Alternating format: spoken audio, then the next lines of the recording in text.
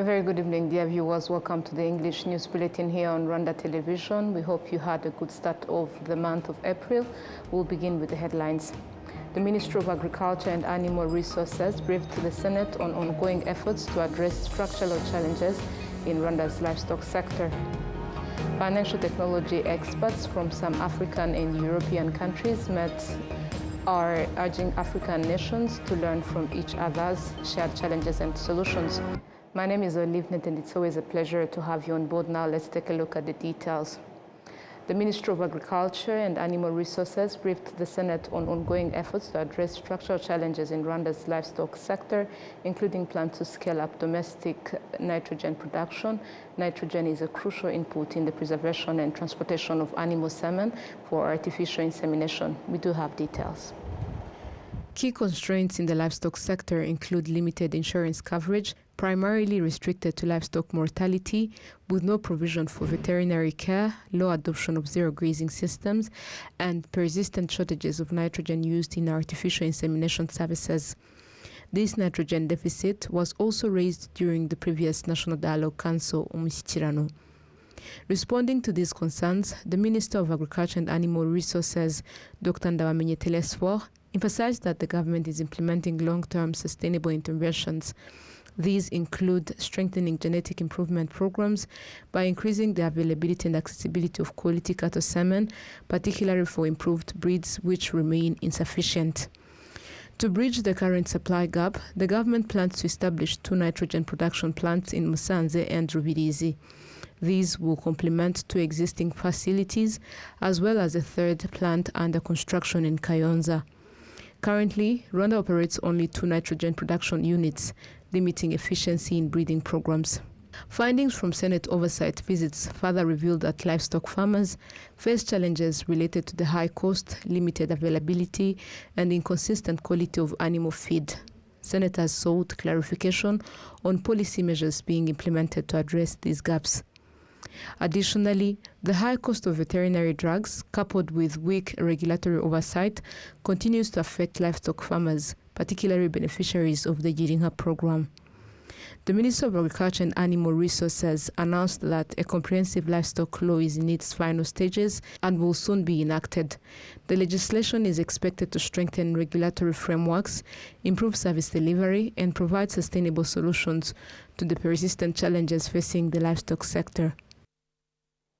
Now, the Rwanda Demobilization and Reintegration Commission escorted 162 former FDLR combatants from Rubavu district and reunited them with their families. The commission said Rwanda continues to encourage those still in the forest to return home and called on those who have already reintegrated to urge their former combatants to do the same. William Evans has the details. Mbale Amos is one of the former FDLR members who has been reintegrated into civilian life. He's among the 162 individuals who were reunited with their families after completing training under cohort 76 at the Mutobo Demobilization Center. He says the training transformed him, and now he returns to society as a responsible citizen with goals to contribute to national development. Wabonye yuko abacu dusanze hano mu miryango baje kutwakira. You have seen that our family members came here to receive us. This is to say that we've come to join efforts with them and see how best we can redeem the lost time. This is also about applying the knowledge and skills we've gained to develop ourselves and our country. During this reintegration exercise, the returnees also met with community members and others who had previously reintegrated at different times. They welcomed them and pledged support as they began their journey towards development. Here, we have opportunities in farming, livestock, joining different cooperatives and groups. Let them come so we work together to develop our country. Most of the returnees come from the sectors of Mudende, Bujeshi, and Busasamana, areas bordering the DRC, where the FDLR armed group operates and continues to threaten Rwanda's security. According to Nyirahabineza Virari, the returnees are urged to encourage other Rwandans still in the forests to come back, while she also called on border communities to avoid joining armed groups. kandi n'ababyeyi babe maso ntibakongere kwemera ko abana babo bajya ahantu batazi. Parents should be keen to know where their children go. Some parents see their children crossing borders, not knowing they are joined rebel groups, thinking they are going to make money. While there, the FDLR usually is quick to recruit them forcibly. Statistics show that since the Commission began implementing reintegration programs for former members of the armed groups, including FDLR, the Mtobo Center has demobilized a total of 12,686 individuals. Tomorrow news, residents in parts of Kigali earmarked for major development projects are calling for clarity after years of uncertainty that have prevented them from making full use of their properties.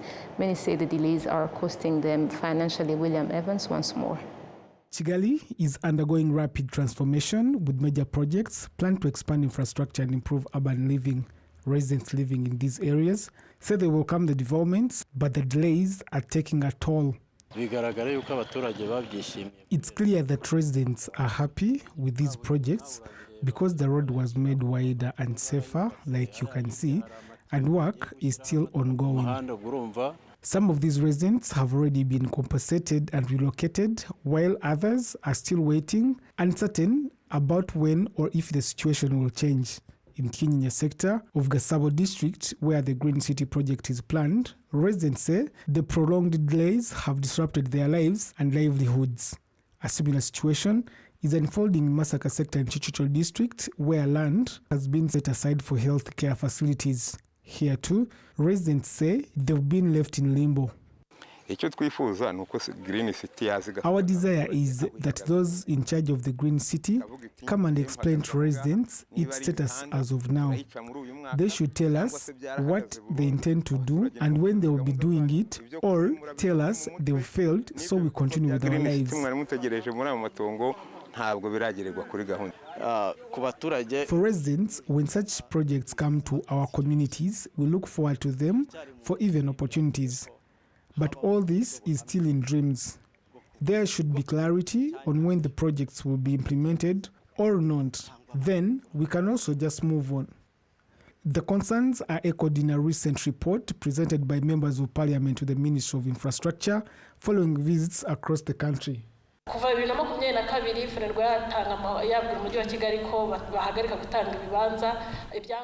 2022, when FENERGWA asked the city of Kigali to stop giving out permits, and later when the master plan was approved in 2023, residents have no authority on that land. They are not allowed to do anything on that land, and they were told that they won't be compensated. Kigali's deputy mayor in charge of urbanization and infrastructure says some of the delays are due to budget constraints.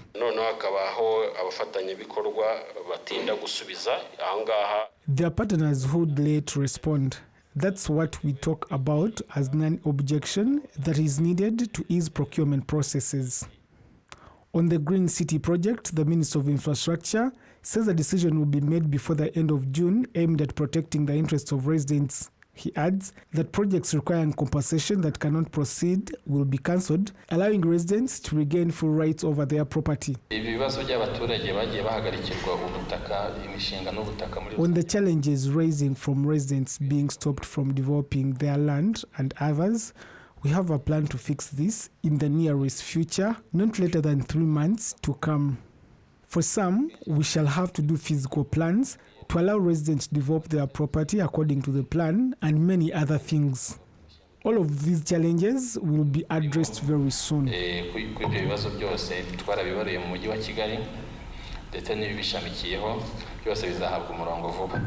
Meanwhile, the city of Kigali, working with partners under the Kigali Infrastructure Project, plans to construct more than 100 kilometers of paved roads and over 120 kilometers of drainage system in the next 3 years. Other planned developments include a Nyabugogo bus terminal and modern housing projects in Kachiru.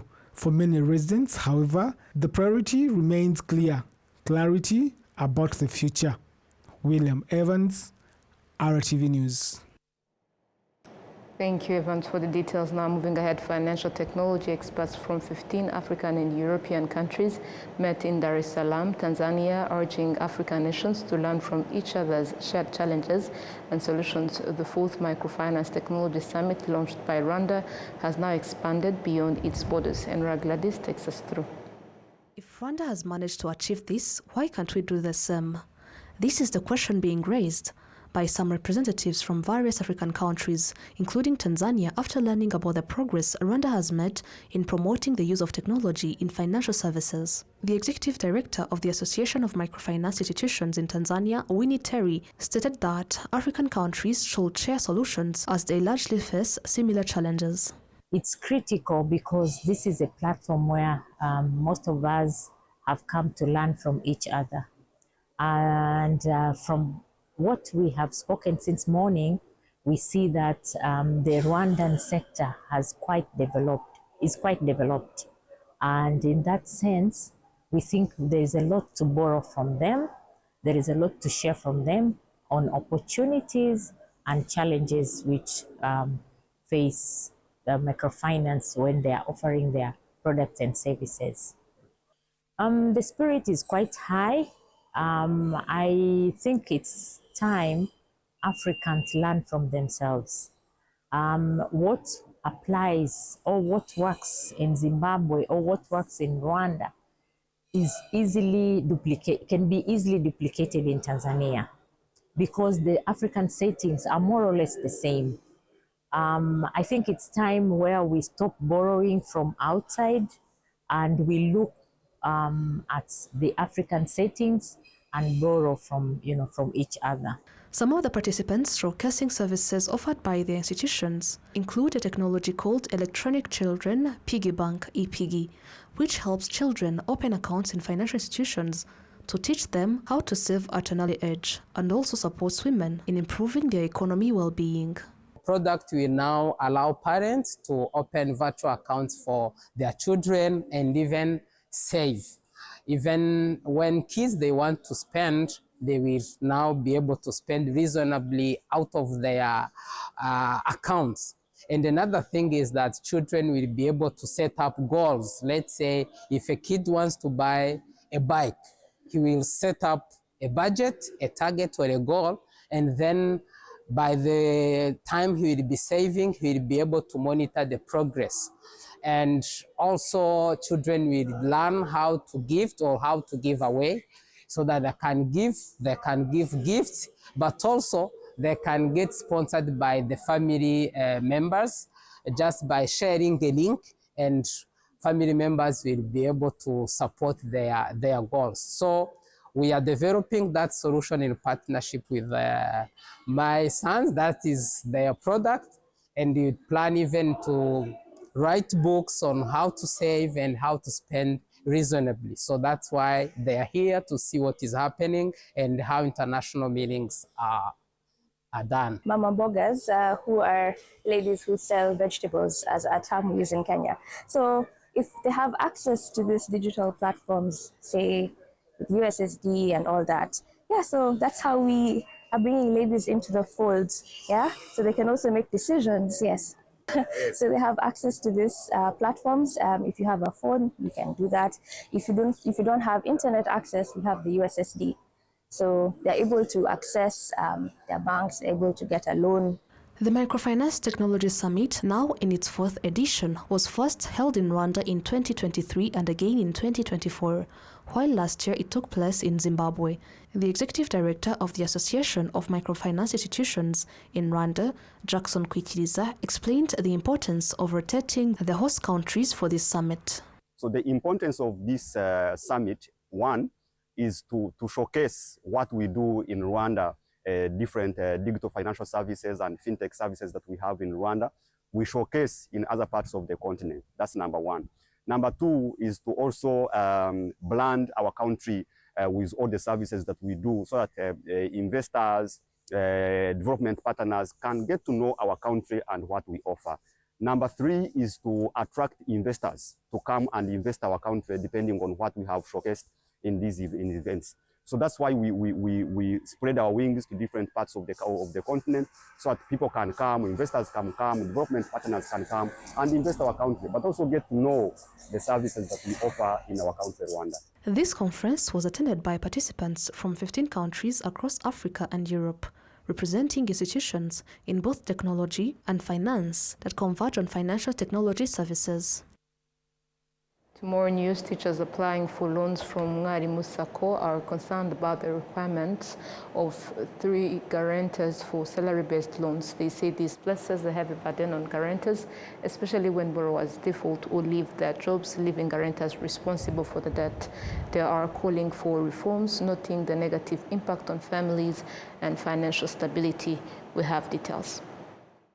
Members of the Mwalimu Sacco cooperative commend the progress they have achieved through improved access to credit provided by the institution. At present, any member seeking a salary-backed loan must present 3 guarantors as a condition for approval. However, members report that this requirement exposes guarantors to significant financial risk.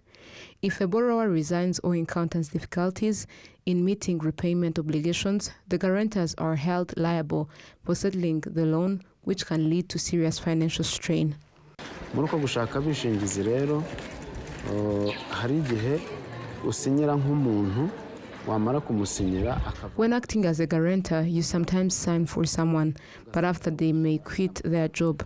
If this happens, you as the guarantor are responsible for paying the debt. This happened to me. I guaranteed someone who later went abroad, and I ended up paying their debt from my salary. Teachers who have experienced such challenges, along with others, are urging the Sacco to review and reform the guarantor system. They argue that the current arrangement is contributing to family disputes and financial hardship, including salary deductions for loans they did not personally take. The Director General of Mwalimu Sacco, Laurence Uwambaje, explained that the guarantor requirement is intended to safeguard the institution's funds by ensuring loan recovery in cases of default. She added that this mechanism also enables members without conventional collateral to access credit. Providing a loan without a collateral raises concerns. For example, if we give you a loan for 5 years and you leave after 2 years, the remaining 3 years may not be compensated for. This is why the guarantor system still exists. It helps people who do not have yet the capacity to provide conventional collateral such as land. This is especially common among teachers, as many are still young and may not have financial stability. However, a challenge in the past has been that some borrowers did not take full responsibility for repayment. According to the Sacco's management, the cooperative recorded a profit of 17.1 billion Rwandan francs in 2025, up from 15.5 billion Rwandan francs in 2024. Savings grew by 9%, increasing from 112 billion to 122 billion Rwandan francs. Similarly, the loan portfolio expanded from 201 billion Rwandan francs in 2024 to 219 billion Rwandan francs in 2025. Now, farmers in Rwanda who work with agriculture experts trained in Israel report significant improvements in productivity, with yields in some cases more than doubling compared to previous levels. Let's take a look at the details. This success is especially evident among farmers cultivating in wetlands across the country who have partnered with these trained specialists. For example, rice production has increased from around 3 tons per hectare to nearly 7 tons per hectare, reflecting the impact of improved farming practices. These individuals received advanced agriculture training in Israel after first studying in Rwanda. They are now deployed in different farming areas nationwide, where they collaborate closely with local farmers. Together, they apply modern agriculture techniques and innovative practices aimed at increasing both efficiency and output across various crops. The trained professionals, many of whom are actively involved in farming, believe that those who have not yet been integrated into the workforce should be supported and also give their contribution in the sector. They argue that their expertise could play a key role in addressing Rwanda's relatively low agricultural productivity. An agribusiness company of Rwandans trained in Israel emphasized that areas where they are active have seen notable increase in crop yields. The deputy head of Mashav, Ambassador Irit Savion Waidagon, expressed satisfaction with the positive outcomes of the agriculture training programs offered to Rwandans. Of course, education programs with participants from Rwanda. We have agriculture agronomists who are going to Rwanda in different programs, not only in the Excellence Center, but also in others.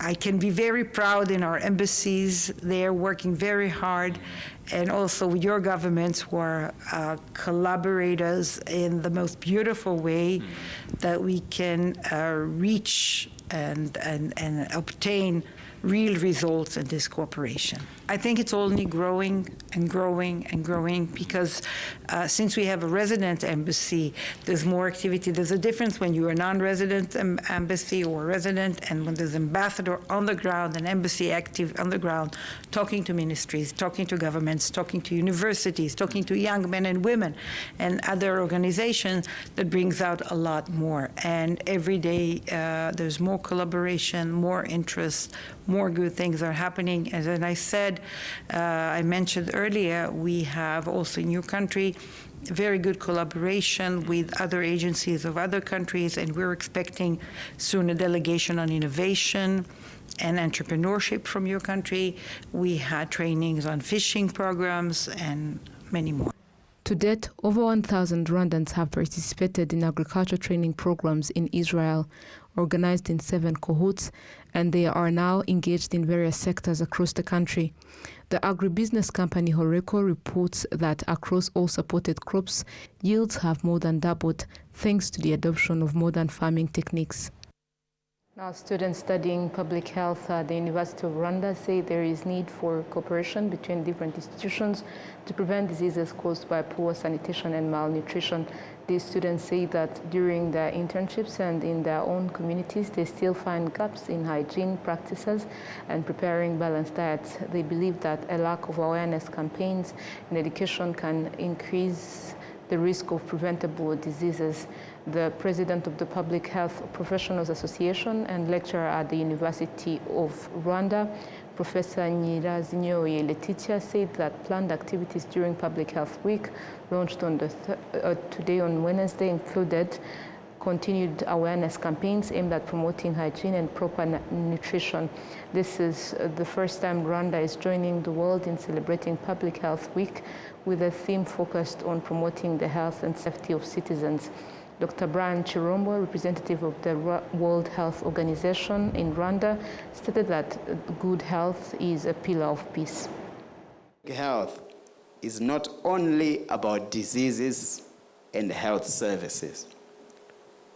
It is about how societies build trust, how societies reduce inequities, and how they strengthen resilience, and how they safeguard the conditions that allow people and communities to thrive.